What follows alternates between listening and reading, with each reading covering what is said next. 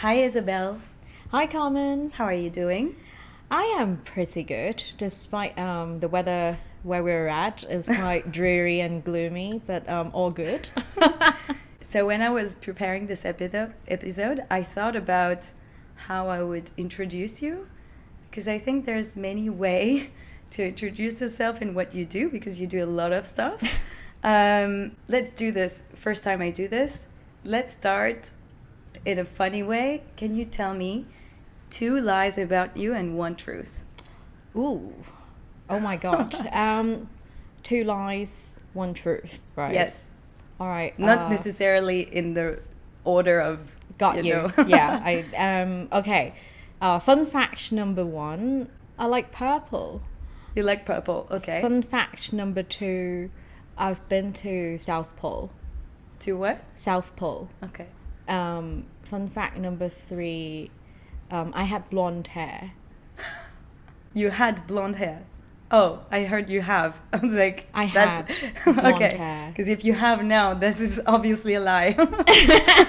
I used to have. Okay. I'll try to find the one that is not true. No, the one that is true. The second one is true? You're right. Yeah? Yeah. I've been to South Pole. Okay. Yes. Very lucky. Okay. I can read people then. Yay! Means Yay. I can read people pretty You're well. still confirmed on air. So you were never blonde? No. Maybe no. one day? I don't rule out that possibility if there's a way to make it look good. Never say never. Exactly. That's the spirit. So to introduce you properly, so you're a former TV anchor and producer. You are an event MC. You are a moderator, a marketing and communications consultant. That's right. You are an executive media trainer, a speaker, and podcaster as well. Yes. We I wear a lot are of both hats. podcasters. Yay! Yes. Yes. I love talking to podcasters. Yeah, me because too. we are able to relate like the Yes. journey, the work behind the scenes. Yeah, because listeners, people watching us, this is 20% of the work that you're seeing now.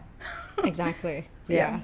All the work behind. All the late There's nights. a lot. Yes, yeah. So you founded Proudly Asians in 2022. That's right. That's your podcast. And more than a podcast, is a business, it's a community. So you won also a media platform award or something like that? Mm-hmm. We were nominated as one of the best Asian hosted podcasts back cool. in 2022 when we started, very luckily. Okay. Yeah. Well, congrats. Thank you. And in your podcast, you share stories of Asian people, their journey. You challenge also the biases, the stereotypes around Asian people, Asian culture, and you're trying to raise the collective voice of what you call API around the world. Yes. Which means Asian Pacific Islanders. Yes. Nice. Yeah. Okay. And you say you explore modern Asian identities. That's right. And your audience is global. It's really I couldn't even say 1 or 2 places. It's really global. All the continents in the world. Exactly. Well, also there are Asian people in all the continents in the world. So yes, like over 35 countries. We do have audiences who are not Asian who would like to understand more. Yeah. Okay. About the issues as well. Okay. Yeah. Okay. And something that caught my attention is that when you talk about modern Asian identities, well, in many Asian countries, traditions are pretty strong, pretty heavy. For example, in Japan, I guess I'm not judging if it's good or bad. It's just the way it is, and I guess maybe the finding balance is, I would say, the answer. Probably, but it's also heavy, the traditions in China, for example, or India as well, but very different. All these are very different cultures. So what would you say? Do you have an example to illustrate what a modern Asian identity is? Absolutely. I would try to keep it brief because otherwise I could go on for days about this. I think modern Asian identity, which is like one key concept that we would like to celebrate and bring to the attention of our audiences, is that we're basically challenging that no one is ever like just one identity, especially with the context of colonization, globalization, and also global immigration. Like a lot of us, Asians or non-Asians, we actually grew up in very multicultural households, and a lot of Asians who also grew up outside Asia. So basically, we are introducing this like intersectionality in terms of identities. Like we're never just one thing. But because of the ongoing stereotypes and bias, like people would tend to see people in a way that's like, oh, if you're Chinese, then you know Kung Fu, you only speak Chinese. But that is a very outdated... Very basic statement. Exactly, like very misinformed way to see identities. So modern Asian identities, what we would say is like kind of like a hybrid of identities, whether or not it's coming from like ethnicities, lived experiences, places that you have lived in, and also your cultural heritage. So your identity is not really decided by your skin color or what your perceived motherland is, because there are people who did not grow up in their motherland.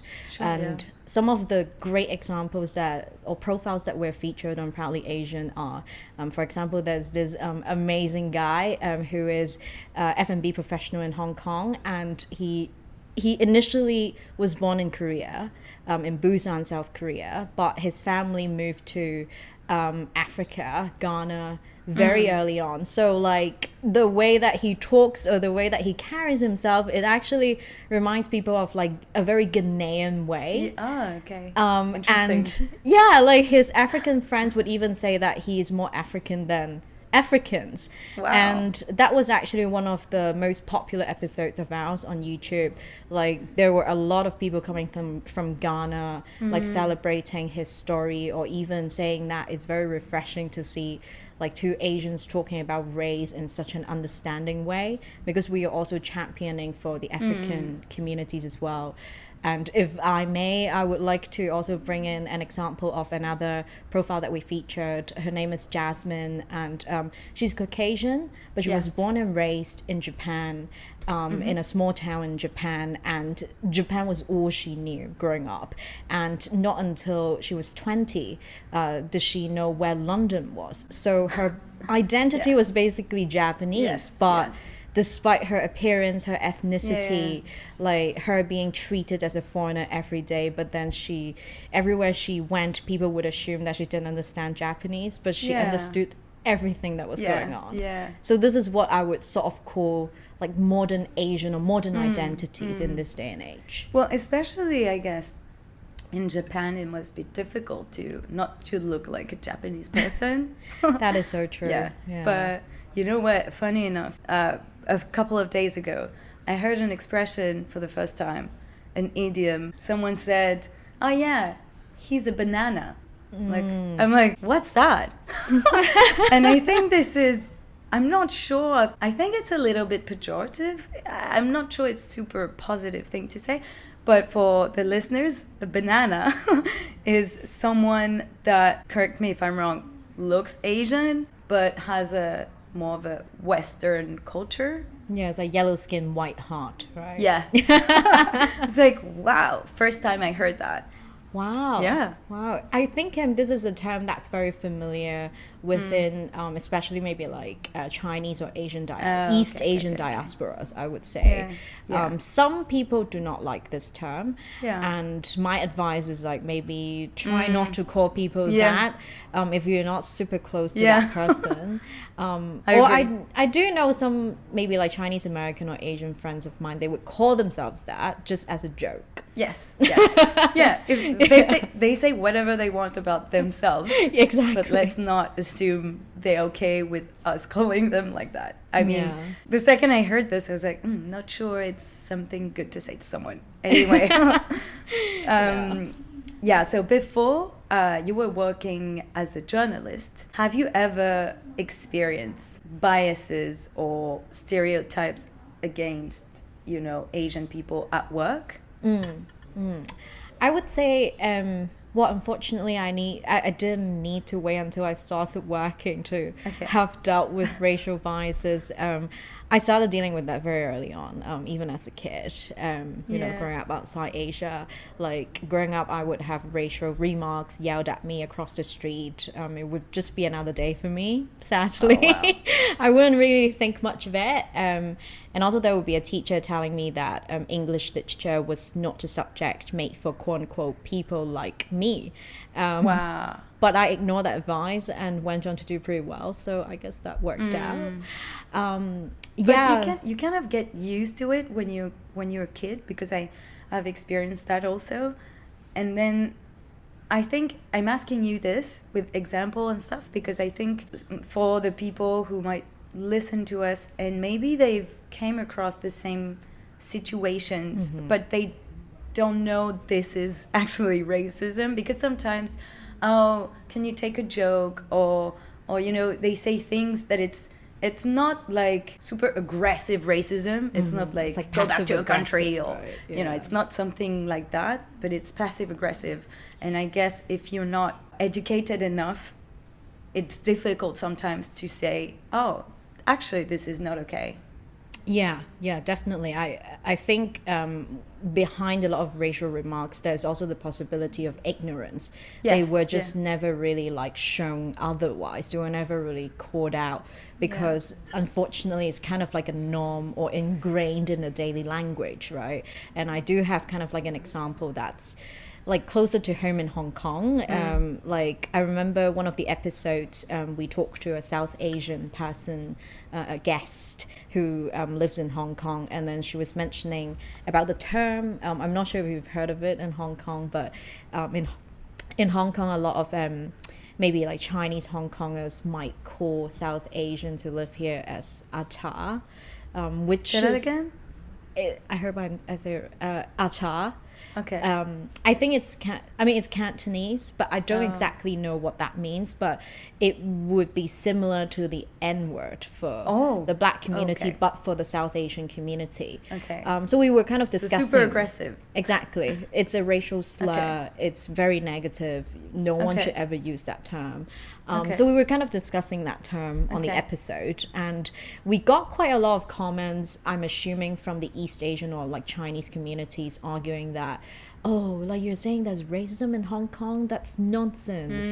Or like that term was not racist, but like our take is that maybe go ask any South Asian on the street and ask them if it's okay to call them that.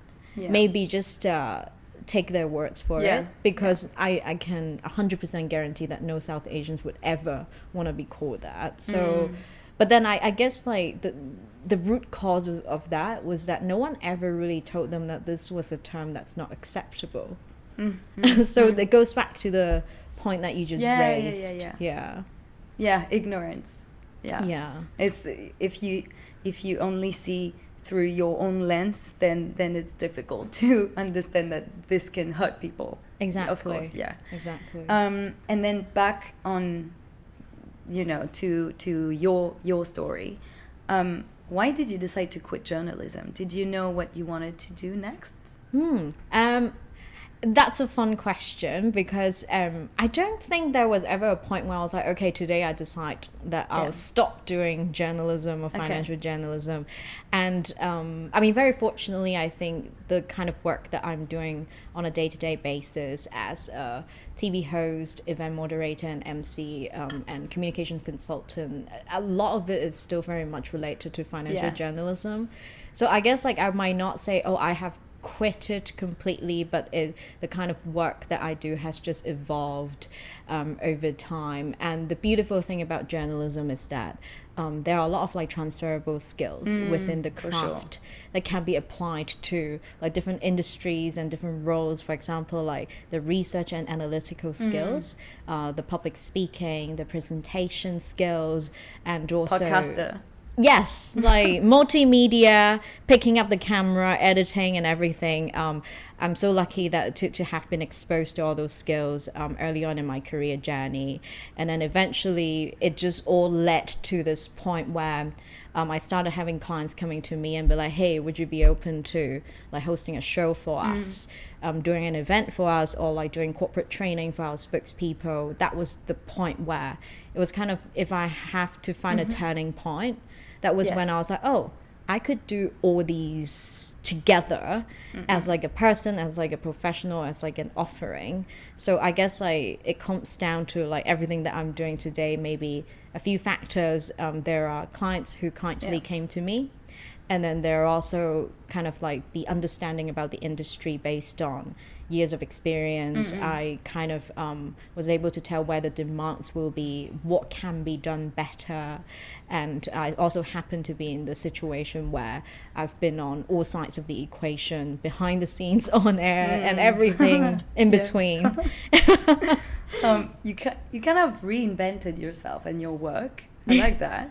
Yeah. I guess like the guiding principle is always like make work fun somehow. Yeah. For sure. Yes. But do you think it's like the corporate world and even just working is so different than for the generations from before? So do you think now the time has come to be free to take on different career paths in one lifetime? I mean, because compared to maybe our grandparents or even before that, it was quite common to spend, at least from my perspective in Europe, for example, it was quite common to spend your entire career in one company, doing one job, one thing, when you have a skill set that kind of, you evolve, but it stay roughly the same. Now it's like you can be a banker, and then you can be, I don't know, you can work in a spa and open your hotel or whatever. It's like you can have different lives. Yes. I do think it's probably like a generation thing. Like, I mean, I do know in Asia, especially in Japan, like the trend of like staying in one job until the very end of your career is still very much a thing, I guess. But if you ask my take on it, I guess like it goes back to that guiding principle of like whether or not you are enjoying the work that you do. Are you having fun? And if you're not, maybe something has to change. And I guess like I'm not really like completely subscribed to either way. Like I can go quite flexible between the two. There are seasons where maybe it's good that you stay in a company for maybe like an extended period of time just to understand the business, the industry. And there are times when maybe it's time for you to get creative and introduce some maybe like new and fun solutions to the industry that as well. So I guess I can go like both way, and in a way it will kind of lean towards more of that flexible and fluid model. Yeah, I think so. And so a couple of years back during COVID, racism against Asian people, you know what I'm going to say. Yes. Racism against Asian people was stronger than ever, I guess. And I also have Asian looking friends in France, well, here for sure, but in France as well. And I remember them telling me, this is awful. Like I can't even go and buy, to the grocery store without hearing people saying mean things to me and not even hiding from it. It was completely okay. They thought it was okay to say that. The tolerance was super, super high. Like people were like saying terrible things without feeling judged or whatever. So first, if you have examples of that, maybe of your guests, and also at the same time, since then, and since also a lot of things that happened in the US, also against the Black community, more and more, I feel that more and more organizations are fighting against racism. This is becoming more and more present, and the topic is being addressed more than decades ago, let's say. I don't know if it's getting better, but at least now we know there's a problem. So what do you think you bring to the table with Proudly Asians that is kind of new or different? Absolutely. I mean, definitely it's very heartbreaking to see what happened during the global pandemic, when that became very racial and very harmful for the Asian communities, especially around the world. Like, I remember seeing what happened in Paris, and also all the casual labels and racial slurs that were directed at the Asian American communities at the height of COVID, and also footage of Asian elderly being attacked on the streets, right? I mean, definitely, like you mentioned, COVID or George Floyd did bring attention to the whole systemic racism that's been around for centuries in human history.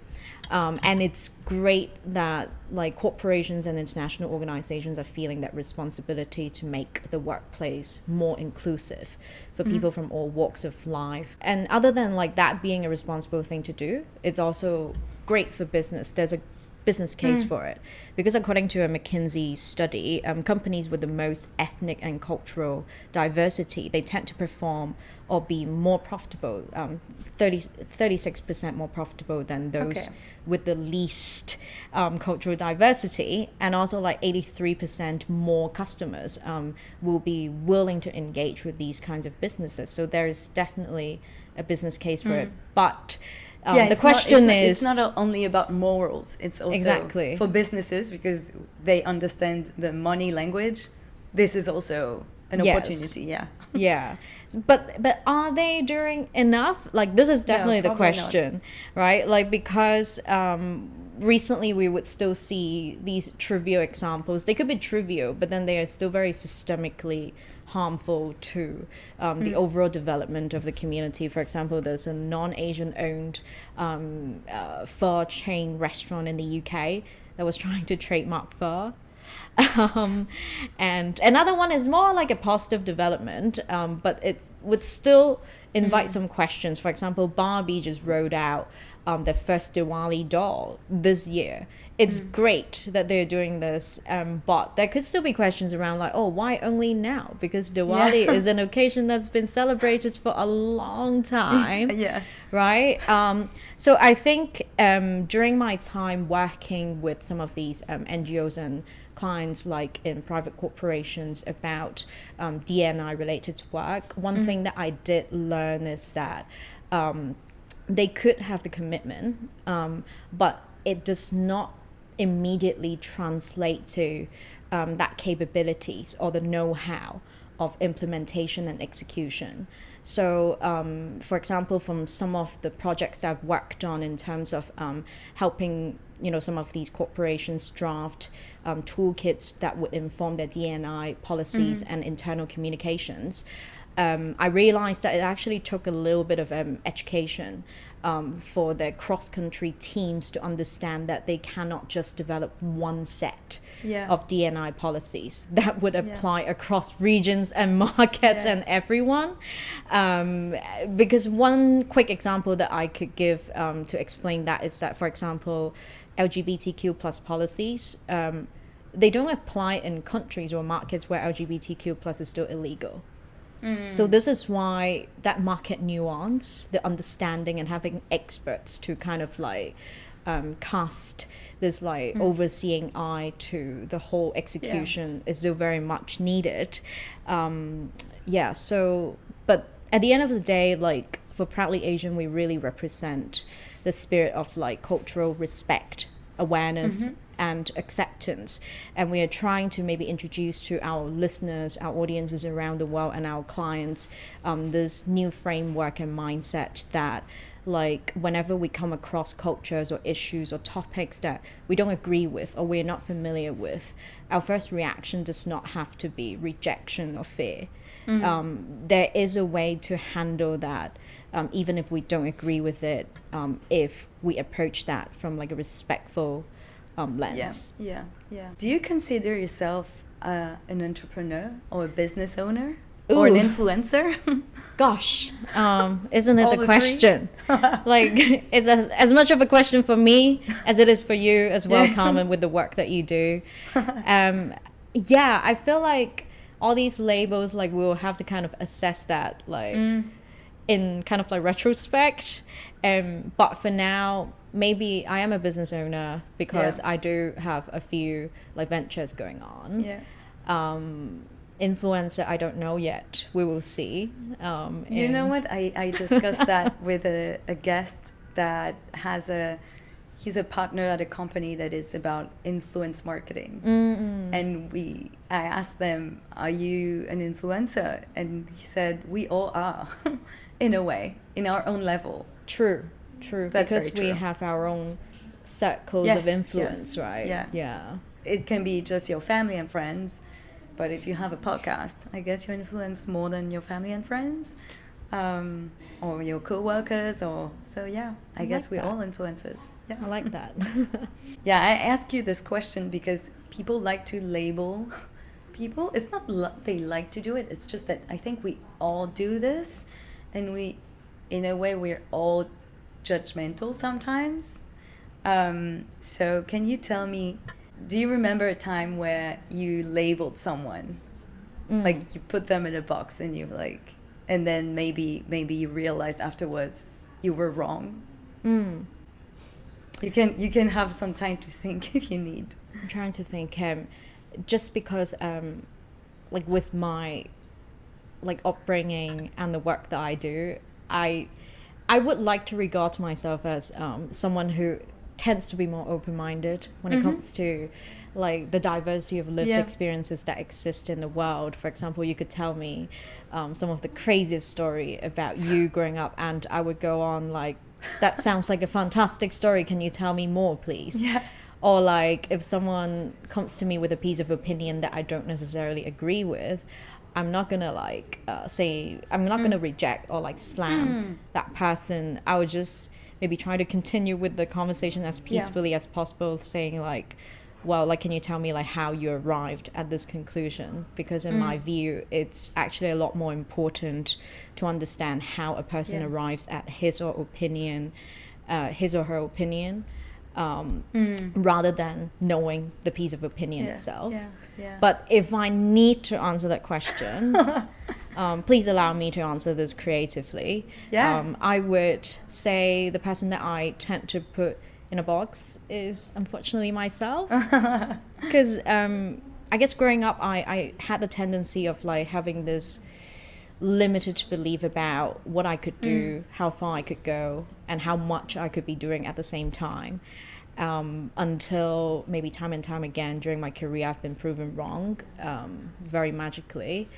So that's quite a journey. Exactly. So like growing up, I had this frustration of like, how come there was never one label that could really describe who I am and what I do? And over time, I just realized that label really doesn't exist. Maybe it will require a few labels at best. And B, maybe with the current work that I'm doing, I'm in the process of creating a new label that could work for my situation. Yeah, I like that answer. I like you did. Yeah, I dodged that, didn't I? Yeah, you tried to do that.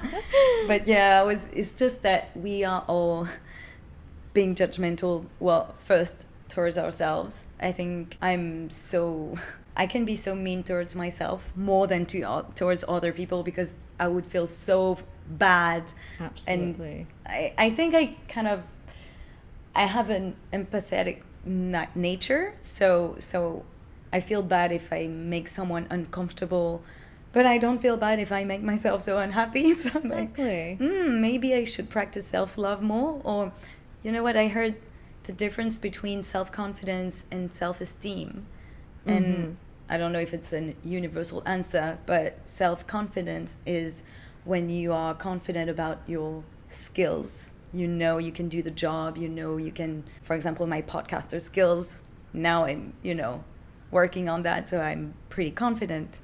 But self-esteem is if you are convinced you're lovable, like so it's more like people can love you, and you love yourself. Right. So it's more fundamental. Yeah. Like not really attached to any external. It's like no matter what, you unconditionally love yourself. This is self-esteem. But it's difficult I mean, you have to have a balance, not too much. And it's different from ego as well. Well, there's all these notions that are different, but I thought it was interesting to get the subtle difference, because it's not the same thing. Like, you can be confident at work as a TV anchor, let's say, but doesn't mean that you deeply think you deserve love, for example. Well, something to think about. Yeah. It's like, are we self-confident or do we have self-esteem? Yeah. You know? Yeah. And maybe working on it, on both. I don't know. But I never really thought of it that way. Like, the me two neither. can't be used interchangeably. Yeah. I just heard that in another podcast. Sometimes I just listen to podcasts and I randomly, when talking to a guest, my brain just connects the dots. I'm like, oh, makes sense. Yeah. It's funny what my brain does sometimes. To continue with the previous question, have you ever experienced or have you ever felt that people were, as you are known across your community, among your community, as someone challenging the stereotypes and biases, have you ever felt that you were seen as someone that should be open-minded all the time? And then I'm saying that because, for example, I like to help women. This is something I strongly is close to my heart. And the second you are known for defending a cause, either in your group of friends or a larger group, then you have this image that sticks to you, and you have to be the perfect feminist or the perfect anti-racism advocates, or you know what I mean? You have this pressure on you, but we're all human. You can also be judgmental. I can be as well, and we have so many things to learn. But have you ever felt that you had this pressure on you? I think for myself, I never really like felt that pressure of like having to be that like very hardline D&I advocate, because I do allow like some of my vulnerability to get into my work, as in I do openly admit that, you know, like the very, you know, like the philosophy of D&I is not really about how much you already know. It's about how you approach things you don't know. And I'm actually very comfortable with openly admitting that I don't know everything. And I think in a way that kind of allows me to be a more effective D&I advocate, and in terms of the work that I do in D&I, because like at the core of it, you have to be respectful for the diversity of views that exist in this world. You have to be aware that you and I are biased, like we are all biased. So with that mindset, I don't ever think that there is a very set image as for what a D&I advocate should be. And I do also openly tell people that, hey, I don't know much about this topic, but could you please tell me more, because you're the expert. And I think ultimately this is how we can open more doors for like more cultural representation, because people are getting comfortable with the fact that, you know, admitting to what you don't know does not necessarily weaken your position. Being comfortable. Let's get comfortable being uncomfortable. Exactly. Yeah. So it's like disagreements, differences do not have to be viewed negatively. Yes. It just goes to really represent that we live in a world full of diversity. And if more people know how to approach disagreements in a positive way, in a constructive way, I think this will be a very good start. You can drop the mic now. I think that was Send me the invoice to a new mic. Yeah, especially this resonates even more right after the election of Donald Trump. Yes. Yeah. But you know, I have family in the US. I spent a few months years ago in Kansas. So I went to New York, Los Angeles. Okay, this is not the same America as Kansas.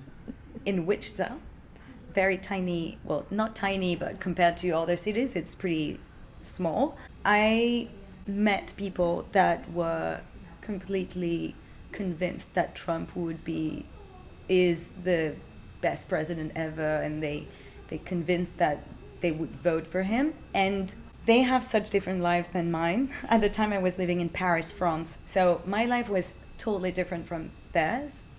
And actually, instead of just judging them and be like, oh, how do you, like, why do you do that, and this is bad, and blah blah blah, I just understood their point of view.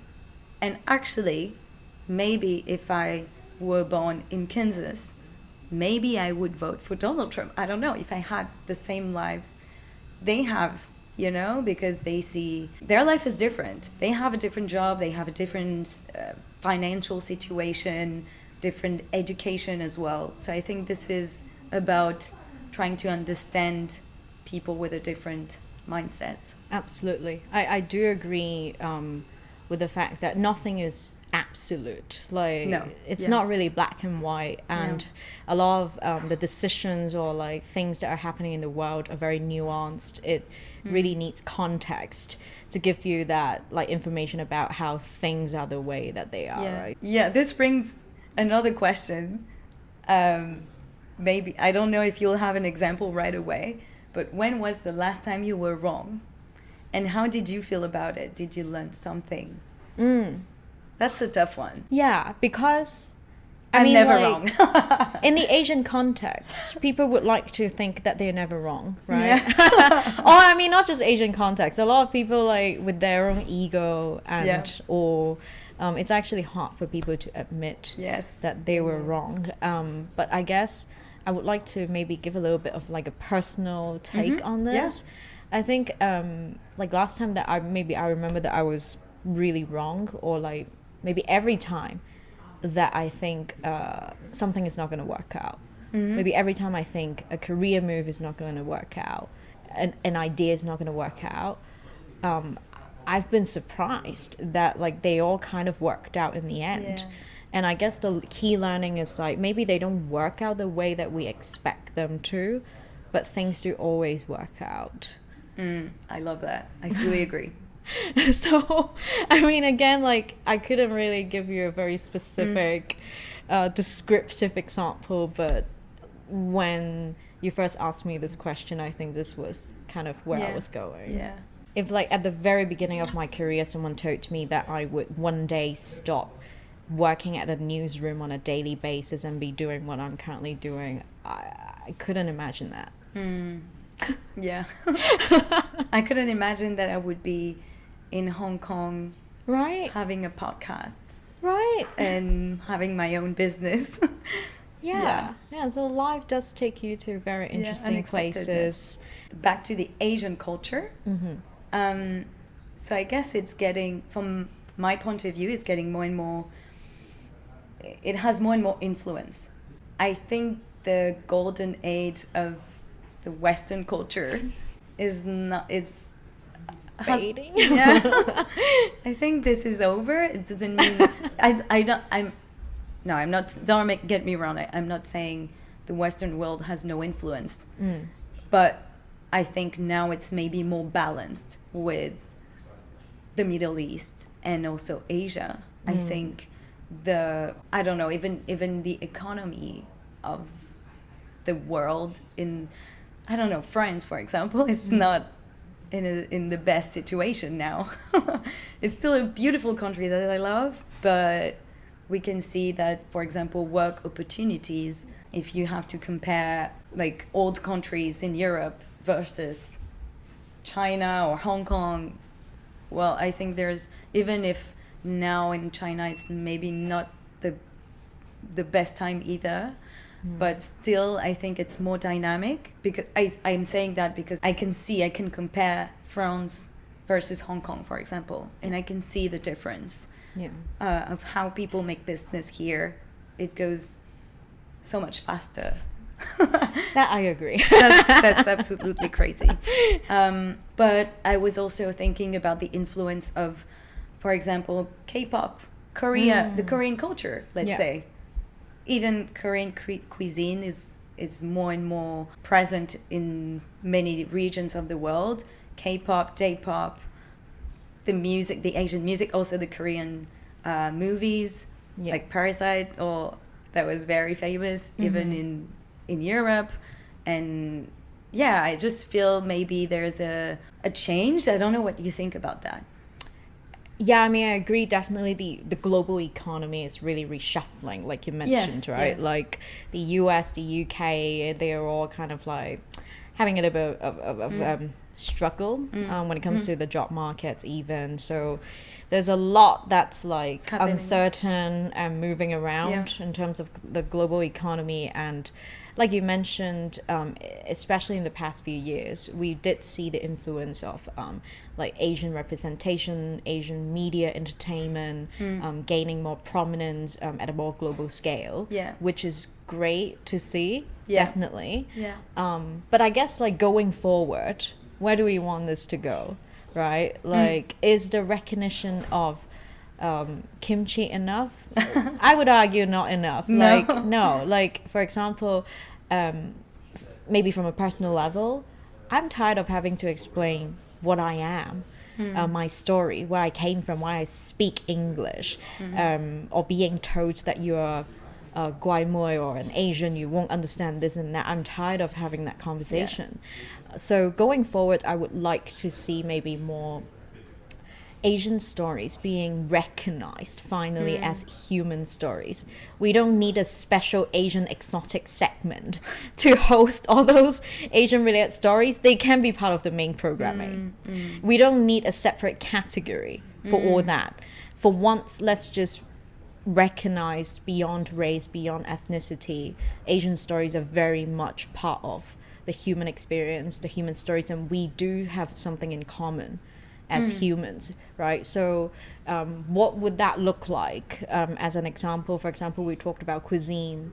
Right now, we have more recognition of like Korean food. You know, there are children who are non-Asian who are requesting their moms to cook them japchae for school lunch, which was something that my Korean friends were never used to, like growing up. They were used to being asked, why does your lunch smell growing up? With kimchi, with japchae, right? But these days is very much embraced. So I would like to see that being expanded into maybe more nuanced communities and cultures and cuisines. For example, like maybe we don't have to explain mohinga as somehow, you know, it's like ramen but Burmese. Or like we don't have to point at a dish and like, oh, this is like curry but different.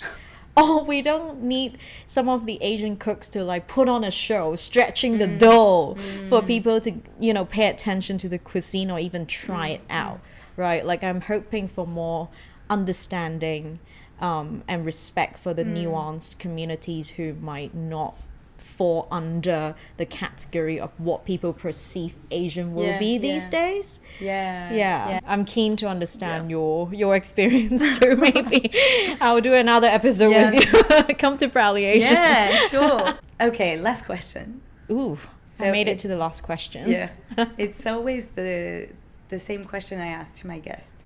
I'm talking to the business owner now. Is there any lessons that you learned, or do you have any tips that you would like to share with fellow entrepreneurs listening to us or aspiring entrepreneurs? Well,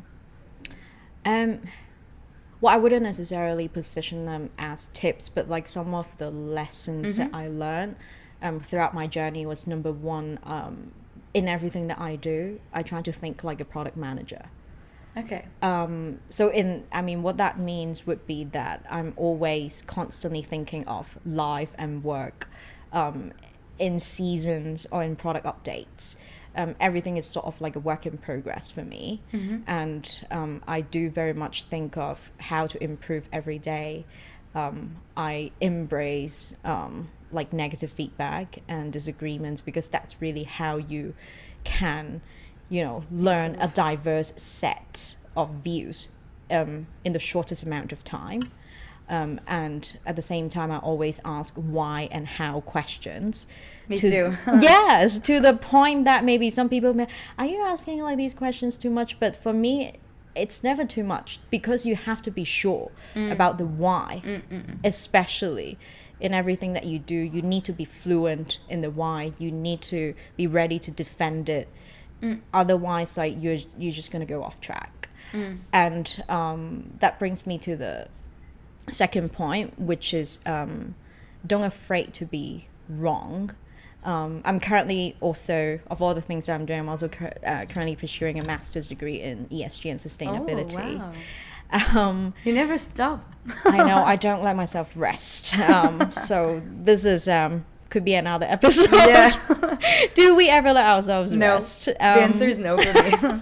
And yeah, I mean, maybe this is what I do every day, but then since I was in a classroom setting, it became more obvious to me, which is kind of like an observation about myself, was that every time when the lecturer asks a question and if I feel compelled to respond, I never really wait until I have the 100% correct answer to respond, because I'm just comfortable even being told I was wrong. And I do see value in that as well, because if someone comes in to the discussion with an answer or a viewpoint that's slightly departed from what the perceived correct answer is, it expands and adds to the discussion, rather than someone coming in with 100% model answer, correct answer. Then the discussion ends there. So I think expansion, exploration is key to constant learning and growth. And finally, which is something that I probably have mentioned throughout this episode as well, I guess one thing that I hope everyone will be more aware of is that there's never just one way to do things. Absolutely. And for entrepreneurs who are building a team, I think that could translate to aiming to build a team that represents a diverse set of voices, viewpoints, empower a team that is confident to challenge your decisions. I think I've already spoke about that book in another episode, but I'm going to speak about it again. It's The Power of Diverse Thinking. It's amazing. It's about many stories about either personal stories of people or the 9/11, for example. So also political stuff. And for example, for that, they explain how the lack of diversity in the team was in a way responsible for a lot of mistakes that happened. I won't say more, but I don't have all the knowledge to explain all of it. That's a good tease for the book. Yes. People should get that, right? And also there was a story about how we eat and why some people gain weight even eating the same things because of the diversity of our bodies. It's absolutely amazing. I was reading, I was like, couldn't keep my mouth shut. You know, I was like, it's just wow. So I highly recommend The Power of Diverse Thinking. Yeah, nice. I don't remember the author, but you can look it up on Google or whatever. I'm downloading that book on Kindle. On that note, thank you so much, Thanks. Isabel. Thanks for having me, Carmen. For coming here. I think it was. I hope the listeners would enjoy it as much as we did, because it was super insightful, super interesting for people that are curious. It'll be a great episode. Yeah, it was a good chat. Yeah. Thank you so much. Thank you.